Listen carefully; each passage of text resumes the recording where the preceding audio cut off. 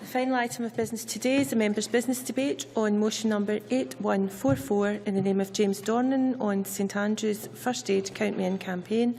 This debate will be concluded without any questions being put, and I would be grateful if those members who wish to speak in the debate could please press the request to speak buttons as soon as possible. And I call on James Dornan to open the debate. 7 minutes, please. Thank you, Presiding Officer. I'd like to start by welcoming Stuart Callison and Helen Forrest of St Andrews First Aid who are attending this debate, and thank the charity for the essential work it is doing throughout Scotland to raise awareness of first aid.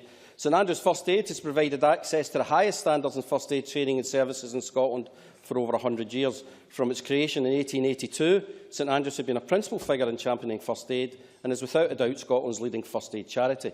Its achievements including providing Scotland with its first ambulance service in April 1882, publishing Dr George T. Beaton's Ambulance Handbook in 1891 to make first aid teaching more uniform, establishing permanent headquarters in Glasgow in 1929 due to the growth of the organisation, and playing an active role in the war efforts of both world wars. Can I just put on the record that all of these things are history for me? I wasn't there for any of them. But during the First World War, St Andrews was able to staff all of Scotland's military hospitals, and during the Second, the charity provided staff for the Civil Nursing Reserve, transportation services for air raid casualties and first aid training for school children.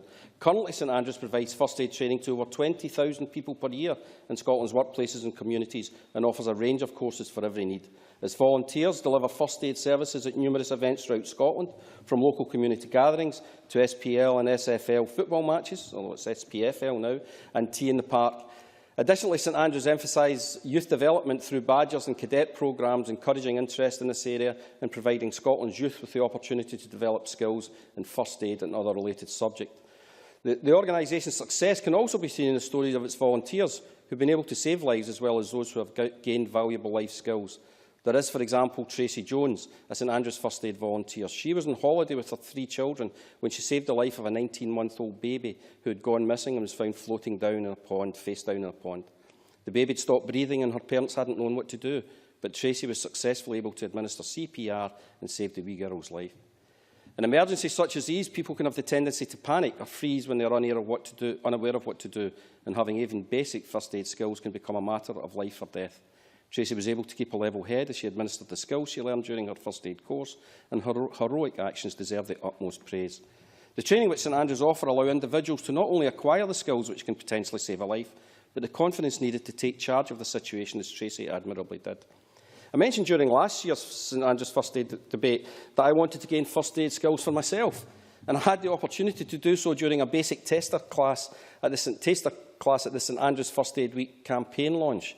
I had the pleasure to train alongside Clyde One DJ Noxie and several of St Andrews volunteers. Bob knows who Noxie is clearly by his smile and his nodding of the head. This included Emma Nicholson, the winner of the Youth First Aider of the Year 2012, and Callum Derrick, who has been nominated for this year's award. Even with the short amount of training I received, I feel much more prepared to address any emergency situation I'm faced with. I was also extremely delighted to see the support the campaign has, as well as to hear of both Emma and Callum's achievements with the organisation. Callum, who is now 17, has been involved with first aid since he was 10 and encourages whoever he can, especially young children, to gain these skills as well. He plans to continue volunteering with St Andrews First Aid as he pursues his ultimate goal of joining the RAF. Emma has been associated with St Andrews since she was 14, from completing both the cadet programme and the standard first aid course, to volunteering at events in Glasgow and recruiting other cadets herself. She plans to apply the skills she's learning in her future career, plans to be a teacher. It was inspiring to meet these young volunteers, as well as a pleasure, and see how they're gaining valuable life skills from being involved with first aid. These courses and opportunities provide Scotland with dedicated individuals like Emma and Callum, who are equipped to respond to any crisis or emergency in their communities. Additionally, these skills can be learned at any age, from young children to adults, as I proved by going through that taster thing. However, in spite of the high-quality training that is available throughout Scotland, it's concerning to note that fewer than 1 in 4 Scots have basic first aid skills. Even more worrisome is the fact that 45% of parents wouldn't know what to do if their child was choking, and only 8% of adult Scots have completed a child-related first aid course in the last 3 years. YouGov research commissioned by St Andrews found that a parent's greatest fear of an incident happening to their child is a head injury, followed by choking, drowning and burns. First aid intervention, even while waiting for emergency services, would be invaluable should any of these situations occur. As a father and grandfather, I understand how helpless a parent would feel in the case of an emergency where they are unable to deliver potentially life-saving first aid to their own child, and how imperative it is to learn these techniques. And the statistics itself are enough. It's extremely important that we each individually start taking the initiative to gain these skills and encourage others to do so as well. That's why I'm recognising the vital work St Andrews is doing to ensure more and more Scots are gaining first aid knowledge. Scottish First Aid Week, which started on the 24th and runs till Saturday, is dedicated to promoting first aid awareness. This year the charity is focusing on a Scottish-wide campaign called First Aid, Count Me In. The campaign will target the public, voluntary and private sectors and aims to increase awareness of the fact that the basic first aid skills saves lives. The Count Me In pledge states that no one should die because he needed first aid and didn't get it. The campaign's objective is to receive at least 34,000 signatures, a significant goal as it is equivalent to the number of Scots admitted to the hospital each year as a result of burns, falls and choking. This number is even more important when looking at the fact that 77% of Scots lack the knowledge and confidence to administer basic first aid and therefore immediately call 999. This high number of yearly accidents creates an excessive strain in NHS, hospital and emergency services, one which could be prevented as these injuries where first aid could make all the difference. Even a few minutes of administering first aid before paramedics arrive can have a significant impact, from decreasing the extent of the injury to not requiring any further medical attention or hospital admission. I'm determined to help St Andrews raise awareness of this campaign to make certain that more people throughout Scotland become better equipped to address these emergencies. I also want to take the chance during First Aid Week to stress how important it is for Scots to reach out to these various opportunities they have available to gain basic training. First aid is not a skill which will go to waste and can be called upon when one least expects it. I strongly encourage folks to do as much as they can during and after First Aid Week to increase their knowledge on this subject, from simply signing St Andrews Count Me In campaign or accessing online resources about first aid facts to signing up for and participating in a training course. First Aid Week concludes this Saturday with the Scottish First Aid Awards, one of the highlights of the week, which will be held in Edinburgh. The awards will recognise and celebrate individuals, volunteers and businesses that have played an active role in championing first aid. It's important to celebrate those role models as they create awareness and provide our society with examples of how everyday people can make a difference and save lives, encouraging each of us to be more proactive in learning and improving our first aid skills. As I mentioned earlier, the Count Me In pledge states that no one should die because they needed first aid and didn't get it. I want to emphasise how valuable it is for our society to have individuals who can administer basic first aid and prevent this statement from being a reality. I'd like to again thank St Andrews First Aid for the high-quality services, training and opportunity they're providing throughout Scotland in their goal to promote first aid. I'm pleased to have brought this members' debate to the Scottish Parliament, and I hope that the rest of Scottish First Aid Week continues to be a success and encourages more Scots to learn those life-saving skills that create safer schools, workplaces and communities. Thank you. Many thanks. We now turn to the open debate, and it will be speeches of 4 minutes, and I call Rhoda Grant to be followed by David Torrance. Thank you, Presiding Officer. Can I congratulate James Dornan on securing the debate on a very important issue, and also echo his thanks to St Andrews for the work they do. He's gone into detail about the Count Me In campaign, and I think it's really important, the message the campaign sends out, that no one should die because they needed first aid and didn't get it. So I think this is very important in raising and building and raising awareness of first aid and how it can save lives. And I think people can show their support for that by signing the pledge online, reading about first aid information, organising a first aid training event in our local areas, and volunteering with St Andrews First Aid in our local community. And as James Dornan did say, volunteers work in loads of different types of events, from sports events, music festivals and the like. And it's very easy to become a volunteer, and being a volunteer means that you get the opportunity to learn those vital life-saving skills. But if people don't want to maybe be on the front line, maybe they're afraid they can panic, they can also volunteer to take on other jobs such as administration, youth leadership, fundraising and public relations, all jobs that are vitally important to a voluntary organisation. And it's also important that they are training first aiders. And I, some years ago, actually undertook St Andrews First Aid training, and it was with some nervousness, I think I did that, because you never know what situation will confront you. And asked some difficult questions, kept asking, the trainer, what if, and the answer eventually, with a slight tone of exasperation came across, was that if someone is dead already, you can't really kill them anymore, and there's nothing you can really do wrong in that situation apart from do your very best to help. And that, I suppose, put it all in context for me, and you really need to take that on board and learn the skills. But I think the first and foremost skill that everyone should learn is to dial 999, because no matter how honed your CPR skills are, if you can only continue that for a short length of time, you need to get assistance. And I think it's getting those very basic messages through to people. And I see it's that young people who are leaving care are sometimes taught those skills, and I think that's really important. But I think it would be equally important to teach those skills to all of our young people, so that they know maybe the very basics, know to phone 999, know to get involved, but also maybe be braver at picking up some of the information that is coming out to us through public information campaigns. And I think we've all been very aware of the British Heart Foundation Staying Alive campaign about hands-only CPR, but then people get confused saying, what should we be doing now? So I think it's we should have clear messages that join up all first aid training and indeed public health information, so that people know what they can do. Another very useful campaign that was run was the National Advisory Committee on Strokes FAST campaign, about helping people how to identify stroke. And I think people quite often see people who are suffering a stroke and maybe think they're drunk, they're tired or the like. And I think the FAST campaign actually showed people how to check and maybe give people the tools that would make them a bit braver in intervening and getting help, because obviously help coming quickly is vitally important to everybody in a first aid situation. There are also community resilience campaigns out there where the Scottish Ambulance Service have been installing defibrillators in the community, but I was also aware of local GPs helping communities fundraise and training people how to use those defibrillators, which can be life-saving. So, because of all those reasons, I really welcome the debate. I very much hope that St Andrews achieve their 34,000 signatures, and I hope that it will also raise awareness so more people will be encouraged to take on those skills and indeed save lives because of that. Many thanks. I now call David Torrance, who will be followed by Nanette Mill. Thank you, Presiding Officer. I would like to thank James Dorn for bringing the motion to congratulate St Andrews First Aid on its Count Me In campaign to the Chamber. As a lifelong Scout, I know the importance of the phrase "be prepared." This is a simple motto, can serve as a life lesson for all of us.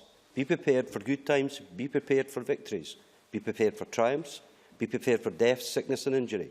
It is in these times of personal injury of any sort where being prepared can mean the difference between life and death. When a household accident occurs, the first instinct of many Scots is to call 999, as it should be in the event of a true emergency. But it is important to know the difference between what is an emergency and what is not. Every year, 34,000 Scots are admitted to hospitals after falls, choking, burns and other common accidents.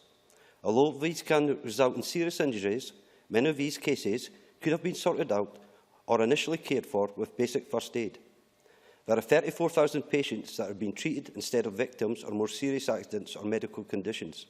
Unfortunately, most Scots just don't know that so many of these accidents are treatable at home. This is in part because only 23% of Scots are trained in basic first aid procedures. By raising awareness of the importance and value of first aid training, Scots can become more self-reliant and can take a serious burden of hospitals in Scotland. That's where St Andrews First Aid comes in. In the lead up to First Aid Week, St Andrews First Aid has launched its Count Me In campaign. According to its website, it's aimed at building awareness that first aid saves lives. The centrepiece of the campaign is that no one should die because they need first aid and didn't get it. In their pursuit of their goal, they are seeking 34,000 signatures, one for each of the Scots admitted to hospital each year for common injuries requiring emergency attention, that could have initially received first aid assistance. Furthermore, the campaign seeks to educate the other 77% of Scots about the crucial nature of learning these skills. As a leading provider of work-related first aid training in Scotland, St Andrews First Aid provides a wide variety of service relating to first aid accreditation.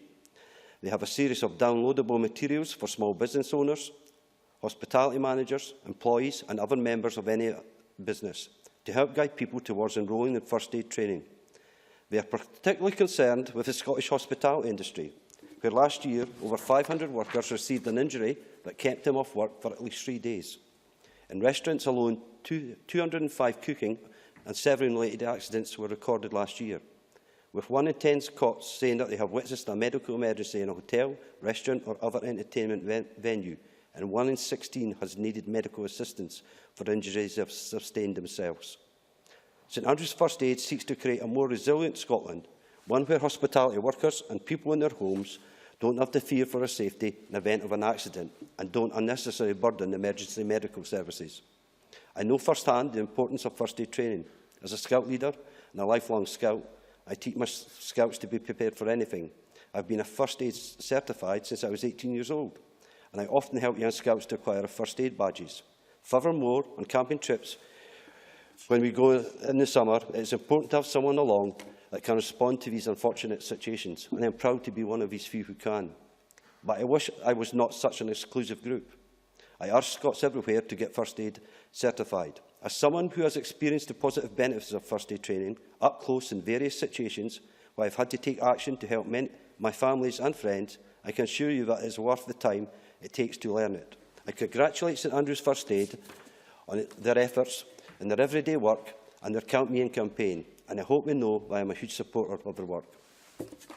Thank you very much. I now call Nanette Milne to be followed by Claire Adamson. Thank you, Deputy Presiding Officer. Can I apologise? I'll have to leave the chamber before the end of the debate because I have to convene another meeting within the building. Thank you.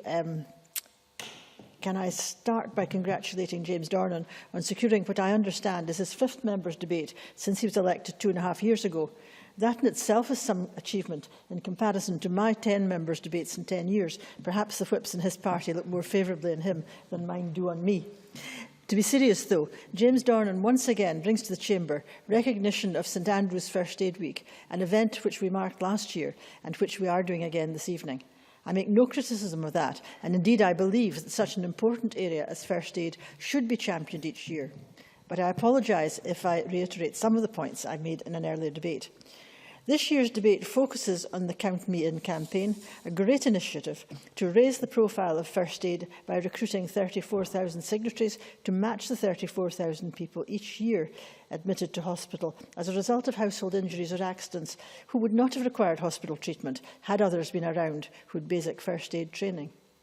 The point which is made in the motion before us is acutely relevant when we consider the pressure put on our emergency services and where the NHS constantly has to examine ways of making financial savings. If more individuals undertook training in first aid, then this would alleviate some of the strains put on our frontline services. In this Parliament, the corporate body offers first aid training and has an impressive record of providing first aid supplies on every floor and in every department in this building with trained staff as well. Last year, I spoke about an episode which happened when my son was a small boy when he almost choked on a golf tee. Fortunately, through my medical background as an anaesthetist, I recognised the symptoms of a blocked airway and I knew exactly how to dislodge the object. However, I think all people, and particularly parents, should be aware of how to deal with a situation such as I've described. A knowledge of basic first aid procedures, such as how to stop bleeding, to maintain an airway, and to position someone who is unconscious to ensure that they do not inhale vomit, can be life-saving. First aid is a vital skill. People can save lives by performing simple procedures, by following certain guidelines, and by giving basic treatment until professional medical help arrives. Time and time again, we read and hear about people who survived cardiac arrest because someone who had the appropriate knowledge was around at the time and was able to maintain circulation and a clear airway until professional help arrived. There's also an argument to extend basic first aid training to include how to deal with conditions such as epilepsy, when someone may have a seizure in your presence. Simple advice, such as not to restrain the person having the seizure, to remain calm yourself, and to encourage those around you to do the same, should be taught to many more people than is the case at the present time. Although we should never be prescriptive, more widespread teaching of first aid in our schools would benefit all and would be a positive influence on young people throughout Scotland. As we know, the culmination of St Andrews First Aid Week is the now annual Scottish First Aid Awards. Last year, I mentioned that one of my constituents, Phil Glennie from Braemar Mountain Rescue Team, had been shortlisted for the Private Sector Business Award for his enthusiastic delivery of quality instruction in first aid to a number of groups, such as Scouts and Girl Guides, and to young people taking part in the Duke of Edinburgh Award Scheme. And in case you didn't know it, I'm pleased to report that Phil did actually win that award. So may I wish all those nominated for this year's awards the very best of luck, and hope that they enjoy the awards event in the Sheraton Hotel, whether or not they win. I commend them and all first aiders for the tremendous work they do across Scotland, and hope that the recognition of their achievements will encourage many more people to follow in their footsteps. Thank you. Many thanks. And finally, before I call the Minister, Claire Adamson. Thank you, Presiding Officer. I'm very pleased to be called to speak in this debate this evening, and I too congratulate James Dornan on securing this debate in the Chamber at the end of the session today. I think this is a really important campaign by St Andrews First Aid, and if you don't mind, I would like to read the entire pledge into the official record of the Parliament, because I think it's a very interesting pledge that they have come up with. Could I ask you, though, if you could pull your microphone round slightly? Thank you very much. Presiding Officer, yeah. No one should die because they needed first aid and didn't get it. I pledge support to St Andrews First Aid and the First Aid Count Me In campaign. I'm supporting the campaign because I believe the value of first aid and acknowledge that it is a vital life-saving skill. It is really important to have champions for first aid in local communities, and by signing this campaign, I'm demonstrating my support for first aid. Together we can save lives. And I just think that's such a beautifully put together pledge that really anyone could be willing to support, and I certainly have pledged my support for the campaign at this time. I also think it's worth mentioning some of the partners that are involved in the campaign, which are GlaxoSmithKline Pharmaceuticals, Clyde One Radio, Scottish Council for Voluntary Organisation and Young Scot. And I was particularly keen to see Young Scot being involved in that, because this organisation, as James Dornan has already told us, St Andrews First Aid, is very much about its volunteers and the vital part that they play in the organisation, and disseminating and supporting young volunteers as well. And both Nanette Millen and Dave Torrance have mentioned the Scouts, and indeed it was as a member of one of the uniformed youth organisations I received my first ever knowledge of first aid training. And I think that the work that the Scouts and those undertaking voluntary awards or young people that are doing that, such as the Duke of Edinburgh Awards, that are participating in first aid, are really doing a great service to one another, to their friends and to our country by undertaking these skills. I was interested that this is a 34,000 target, because that's the number of people admitted to hospital.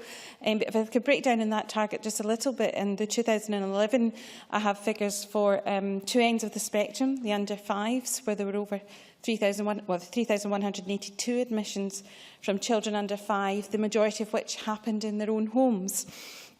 And if you look at the other side of the spectrum, in the over 65s, there are 21,196 admissions to hospital, a lot of which were in their own homes, but very few were from road traffic accidents. Most were from other trips and falls, and we know this to be a significant problem in an ageing population. And I think what these figures also show is just the tip of the iceberg, because we only have the figures for those admitted to hospital. There are far more people who are injured and have to attend their GPs or different types of emergency services, but not actually admitted to A&E, who also have had perhaps maybe not as serious injuries, but certainly will have experienced a significant amount of discomfort and upset from the injuries that they have had. I chaired the cross-party group on accident prevention and safety awareness today at lunchtime, and obviously we're looking at the areas of preventing accidents, and part of that is about the education of people. And we know that when people are educated about risks and educated about the dangers that are round about them, that the risk-taking behaviour actually reduces. So if we are actually undertaking to improve people's knowledge of first aid and to understand the dangers that are around them, both in their homes and as they're getting about their daily business, then by that education alone, it will really let us understand as a society better the dangers that we have facing us and hopefully improve the outcomes for our young people and our elderly people as well. Thank you very much. And can I now invite Michael Matheson to respond to the debate? Minister, you have 7 minutes. Thank you, Presiding Officer. Can I, like others, offer my congratulations to James Dorning in securing time for this debate, which gives us an opportunity to congratulate St Andrews First Aid on the work they do in general, and in particular their latest campaign during First Aid Week this year.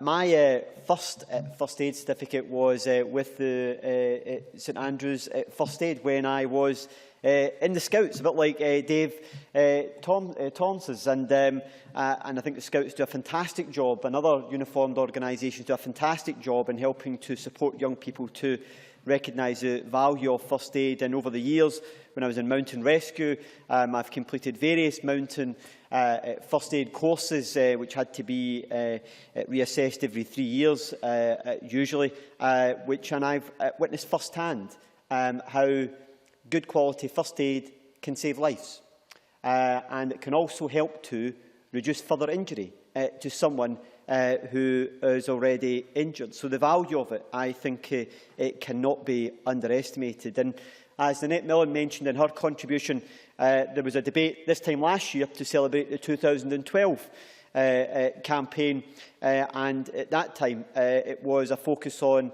whether loved ones, whether they know much about first aid or not, but whether they would be able to give someone the kiss of life should the circumstances arise where that would be appropriate.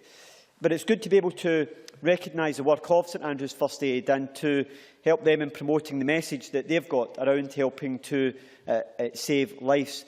I also recognise the very valuable contribution that they will make, along with other organisations, in what will be a significant year next year, because in 2014, which is a hugely exciting time for Scotland, the whole world's eyes will be watching us with the Commonwealth Games taking place in Glasgow, the Ryder Cup, and also the year of homecoming. And I've got absolutely no doubt the organisers there will be working with a range of first aid organisations to make sure that these events are effectively covered with first aid support.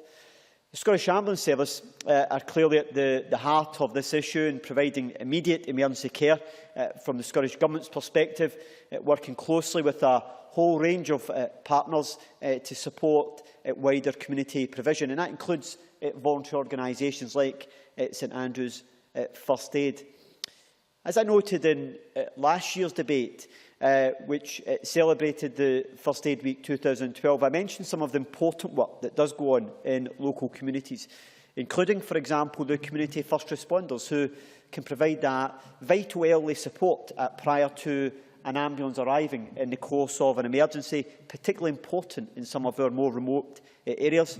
The community resuscitation development officers who recruit and train community members to provide this type of care, the public access defibrillators, the Rhoda Grant made reference to in a range of locations to also support local training and awareness of how they can be used and where they're located, and the first aid training that also takes place in schools and in other community groups, all of which support that bigger objective of delivering better outcomes and experiences for those who require support from a first aid at that particular time, which can also help to reduce the need for someone to be admitted to hospital, and it can also help to support and create greater resilience in communities, particularly some of our more rural and dispersed communities. First aid training is hugely important to supporting our communities, and indeed, as an organisation, the Scottish Government have a whole range of first aiders within their workplace. There's a network of first aiders across all of its offices, usually trained by St Andrews First Aid, and to date the Scottish Government has some 251 trained volunteers within its various office spaces. And of course, some of the members may recall the campaign that was run last year, which was run by the British Heart Foundation. It followed a TV advert featuring Vinnie Jones, where someone suddenly collapses and is not breathing normally and is unresponsive, and that they may require, or they may have suffered a cardiac arrest. The advert advises members of the public not to worry about giving the kiss of life at that particular point during CPR, but to concentrate on good, fast chest compressions to the tune of the Bee Gees' Staying Alive. It was an innovative and fun way, but yes, it was a very serious issue that we were trying to get across, and it was a way in which it can help to ensure that someone gets the swift care that may be necessary should they have experienced a cardiac arrest. Turning to the specific focus of St Andrews First Aid Week, I was interested to see the online pledge, which is a focal point of this year's campaign. This pledge is seeking to get some 34,000 signatures, one for each of the people each year who are taken to hospital for treatment in Scotland, a number which we would like to see dramatically reduce. This can be achieved by raising awareness and also accident prevention in the home, in the garden or within community as a whole. As a government, we work with a range of partners to recognise the importance of encouraging young people to have fun, encourage them to explore different issues, but doing so without the need to be wrapped up in cotton wool. But it's important that we make sure that parents, friends and carers are confident and be able to deal with those scrapes and bumps that can take place when children get involved in different activities. That's why, as a government, we work with a range of organisations, from the Royal Society for the Prevention of Accidents to the Barnardos and to Volunteer Development Scotland, all of whom have different initiatives to try to help to support young people and parents and carers to have the right skills to be able to help to support them should they have an accident. Presiding Officer, can I draw my remarks to a close by offering my personal thanks and that of the government's thanks for the work that first aiders right across Scotland do on a day-in, day-out basis. Their dedication and effort should be rightly recognised because they provide an extremely important part in our society. And I also want to offer my congratulations to all of those who will be recognised at the First Aid Awards this Saturday. Can I finish with a challenge, Presiding Officer?